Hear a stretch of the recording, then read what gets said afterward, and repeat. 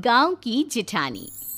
शांति अपने दो बेटों अर्नव और आरुष के साथ शांति से जीवन बिता रही थी, लेकिन शांति के पति सोहन से उसकी कभी कभार थोड़ी अनबन हो जाती थी।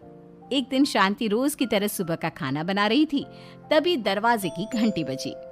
घंटी की आवाज सुनकर वो दरवाजे की ओर जाते हुए कहती है, अरे आती हूँ, कौन है, सब्र करो।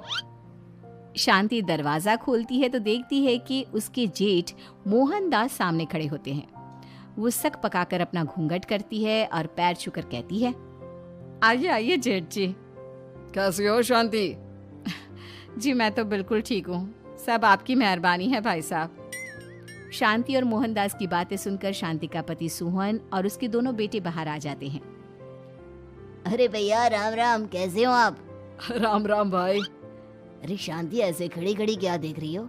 चाय कॉफी कुछ लेकर आओ, भैया आए हैं। शांति तेजी से रसोई की ओर आगे बढ़ती हुई कहती है, अरे मेरी माँ, गेट खोलने के चक्कर में मेरे तो चावल ही जल गए। वो दौड़ी दौड़ी रसोई में जाती है और देखती है कि सारे चावल जल गए हैं। वो दोबारा चावल बनाने में लग जाती है। इतने में सोहन आवाज लगाता है, अरे शांति, तुम्हारे चावल का रोना खत्म हो गया हो तो चाय ले आओ। जी लाती हूँ अभी। शांति जल्दी जल्दी चाय बनाती है और मोहनदास को चाय देती है। सब एक दूसरे की खैर खबर पूछते हुए चाय पीते हैं। चाय खत्म होती ही मोहनदास शांति की ओर देखते हुए मजाक में कहते हैं, शांति, अब तुम्हारी चाय में दम नहीं रहा, अब हमें चाय बनाने वाली बदलनी पड़ेगी। ये कैसे मुमकिन होगा जेठ जी, घर और बाहर का सारा काम मुझे ही करना पड़ता है और कभी कभी जल्दी जल्दी के चक्कर में काम बिगड़ जाते हैं, जैसे आज चावल जल गए। अरे इसी का तो हल लेकर आया हूँ। मैंने रिश्ता देखा है अर्नव और आरुष के लिए। दोनों लड़कियाँ बहुत सुंदर और सुशील हैं। अगर आप दोनों इजाज़त दें तो बात करूँ आगे। सोहन और शांति रिश्ते की बात सुनकर कहते हैं, अब ठीक है, बात चलाइए ना भैया, पर पहले लड़की के बारे में कुछ बताइए तो सही। हाँ भाई साहब, लड़की कैसी है, परिवार कैसा है, कहाँ के रहने वाले हैं? देखो, परिवार तो बहुत अच्छा है, पर वे दोनों लोग बहुत गरीब हैं। दहेज में कुछ मिलेगा नहीं। अरे हमें दहेज में कुछ चाहिए भी नहीं, बस लड़की संस्कारी होनी चाहिए। एक लड़की तो पढ़ी लिखी है और शहर की रहने वाली है, पर दूसरी अपनी गरीबी की वजह से पढ़ न सकी और गांव में रहती है, लेकिन दोनों है बहुत खूबसूरत। अगर तुम सबको देखते ही पसंद ना आ जाए तो मेरा नाम बदल देना। हाँ, पर तो हम आके मूंद कर भरोसा कर सकते हैं भैया। आप आगे बात चलाइए, हम शादी करने को तैयार हैं। कुछ ही दिन में अर्नव और आरुष की शादी हो जाती है। आरुष की शादी अनपढ़ लड़की मंजरी से हो जाती है, जो कि बहुत भोली भी होती है, और अर्नव की शादी पढ़ी लिखी लड़की तनुजा से हो जाती है, जो कि घमंडी और चालू होती है। एक दिन मंजरी घर के काम कर रही थी कि अचानक शांति उसे आवाज लगाती है, बड़ी बहू, ओ बड़ी बहू, मंजरी जल्दी यहाँ आओ। मंजरी जल्दी जल्दी शांति के पास जाती है। बेटा मेरे पैर दबा दे, बहुत दर्द हो रहा है। जी माँ जी, बस बर्तन धोकर आती हूँ। अरे बैठ यहाँ, मेरे पैर में बहुत तेज दर्द हो रहा है, बर्तन छोटी बहू धो लेगी। मंजरी शांति के पैर दबाने लगती है तो शांति तनुजा को आवाज लगाती है, छोटी बहू, ओ छोटी बहू। तनुजा थोड़ी देर से आराम से चलकर आती है। जी माँ जी, आपने बुलाया मुझे? आपको कोई काम था क्या? तो कुछ काम कर रही है या? शांति की बात काटते हुए तनुजा बोलती है, कुछ नहीं माँ, फोन पर अपने घर पर बात कर रही थी। अरे बाद में बात करियो अपने घर वालों से, पहले जाके बर्तन धो ले। तनुजा मुंह बनाते हुए अपनी जिठानी की ओर देखती है और मन ही मन कहती है, ये महारानी वहां बैठी है, ये नहीं कि बर्तन धो ले। मैंने इतनी पढ़ाई बर्तन धोने के लिए की थी क्या? तनुजा दांत पीसकर वहां से चली जाती है। अगले दिन सब दफ्तर चले जाते हैं, तभी डाकिया चिट्ठी लाता है। शांति चिट्ठी लेकर मंजरी से कहती है, बड़ी बहू, जरा छोटी बहू को बुलाना, एक चिट्ठी आई है। मेरी तो आंखें कमजोर है तो मुझसे पढ़ा नहीं जाएगा। मंजरी तनुजा के पास जाकर कहती है, तनुजा, तुम्हें माँ जी बुला रही हैं। मुझ पर हुक्म मत चलाओ, काम बताओ काम। अरे मैंने तुम पर कहाँ हुक्म चलाया, और हुक्म चला भी दूंगी तो क्या हुआ, तुम तो मेरी छोटी बहन की तरह हो ना। तुम जैसी अनपढ़, जाहिल और गांव की गवार मेरी बहन नहीं हो सकती। बेचारी मंजरी तनुजा की बात सुनकर अपना सा मुंह लेकर रह गई। कोई चिट्ठी आई है, माँ जी तुमसे पढ़वाना चाहती है, बस इसलिए बुला रही हैं। मुंह टेढ़ा करके तनुजा मंजरी का मजाक बनाती हुए कहती है, अनपढ़ कहीं की। तनुजा का ऐसा बर्ताव देखकर बड़ी बहू बहुत दुखी होती है।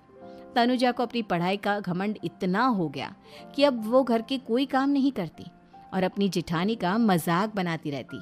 तनुजा का ये बर्ताव अब उसकी सास को भी नजर आने लगा था। एक दिन शांति ने अपनी बड़ी बहू से कहा, मंजरी, तनुजा हर समय तुम्हारा मजाक उड़ाती है, तुम्हें गुस्सा नहीं आता क्या? आता तो है माँ जी, लेकिन मैं क्या करूं?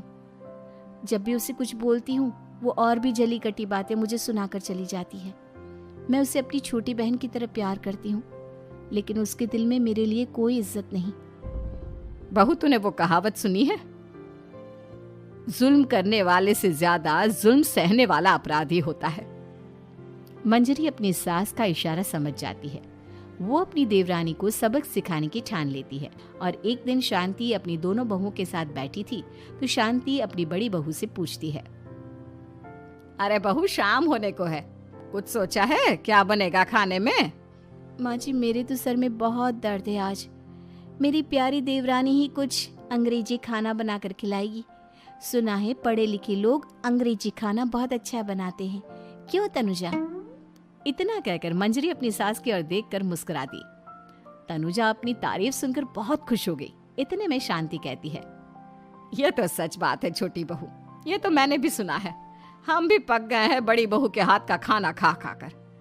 तनुजा, तुम्हारी माँ भी तो तुम्हारे खाने की बहुत तारीफ करती हैं। आज हमें भी खिला दो कुछ अच्छा सा बनाकर। शांति की बात सुनकर छोटी बहू और आसमान पर चढ़ गई, पर उसे ये कहाँ पता था कि उसकी सास और जेठानी उसे सबक सिखाना चाहती हैं। तनुजा अपनी तारीफ सुनकर खुश तो बहुत होती है, पर सोचने लगती है, मुझे तो कैसा भी खाना बनाना नहीं आता। अब मैं क्या करूंगी? अगर मैंने इनको सच बता दिया तो मेरी सारी इज्जत मिट्टी में मिल जाएगी। अरे छोटी बहू, क्या सोच रही हो? खिलाओगी ना अपने हाथ का अंग्रेजी खाना? छोटी बहू हाँ में सर हिला देती है। अचानक से उसके दिमाग में एक आइडिया आता है। मैं इंटरनेट से देखकर कुछ बना लेती हूँ, मेरी वाहवाही पूरे घर में हो जाएगी। मुझे कौन सा रोज रोज बनाना है। माँ जी, आज आप सबको ऐसा खाना खिलाऊंगी कि। इतने में शांति छोटी बहू की टांग खींचते हुए कहती है कि पता नहीं कैसा खाना खिलाओगी। ए ऊपर वाले, हमारी रक्षा करना। इतना बोलकर शांति और मंजरी दोनों जोर जोर से हंसने लगते हैं। अब तनुजा रसोई घर में चली जाती है और खाने की तैयारी करने लगती है, पर उसे रसोई घर की चीज़ों के बारे में तो कुछ नहीं पता। जैसे तैसे सारी चीज़ें निकालती है और इंटरनेट पर देखकर खाना बनाती है। कुछ ही देर में सब लोग घर आ जाते हैं। अरे सुनते हो, आज का खाना हमारी छोटी बहू बना रही है। अरे वाह, आज तो फिर कुछ अंग्रेजी खाना खाने को मिलेगा। कुछ ही देर में खाना बन जाता है तो छोटी बहू सबका खाना लगा देती है। इतने में बड़ी बहू कहती है, क्या बात है देवरानी जी, आज तो बहुत अच्छी खुशबू आ रही है। ये बात तो सही कही बड़ी बहू तूने, खुशबू तो अच्छी है। ऐसी खुशबू तो मेरे खाने में भी नहीं आती। सब मिलकर छोटी बहू की बहुत तारीफ करते हैं और छोटी बहू 7वें आसमान पर बैठ जाती है। अब सभी खाना खाते हैं। जल्दी जल्दी दो, अब तो मुंह में पानी आ रहा है। हाँ, मुझसे भी नहीं रुका जा रहा। जैसे ही सोहन एक निवाला खाता है तो उसकी आंखों से पानी आने लगता है।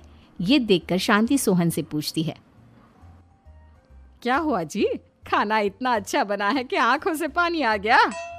सोहन चुप रहता है और धीरे धीरे से खाना शुरू कर देता है।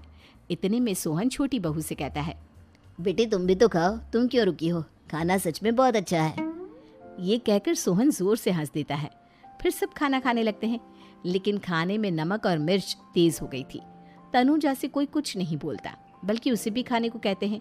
जैसे ही छोटी बहू खाना खाती है वो पानी पानी कहकर चिल्लाती है, पानी, इसमें तो पानी। ये खाना तो सच में इतना अच्छा बना है कि हमारे साथ साथ देवरानी जी भी इसके स्वाद को कभी नहीं भूल पाएंगी। सही कहा बहू। तनुजा को अपनी गलती का एहसास हुआ और उसने अपनी सास से कहा, माँ जी ये मेरी गलती नहीं है, इंटरनेट पर दिखाया था कि 4 चम्मच नमक और मिर्च डालने हैं। अब मंजरी को भी मौका मिल गया और उसने तनुजा पर तंज कसा। नाच न जाने आंगन टेढ़ा, हर जगह अपनी पढ़ाई दिखाती हो, दूसरों का मजाक उड़ाती हो। अब पता चला ना, हर चीज़ में पढ़ाई काम नहीं आती। और तुम तो शहर में रही हो, तुम्हें तो मुझसे भी अच्छा खाना बनाना आना चाहिए ना। बेटा, अगर तूने ठीक से सब सीखा होता तो आज तुझे शर्मिंदा नहीं होना पड़ता। बात शहर या गांव की नहीं होती।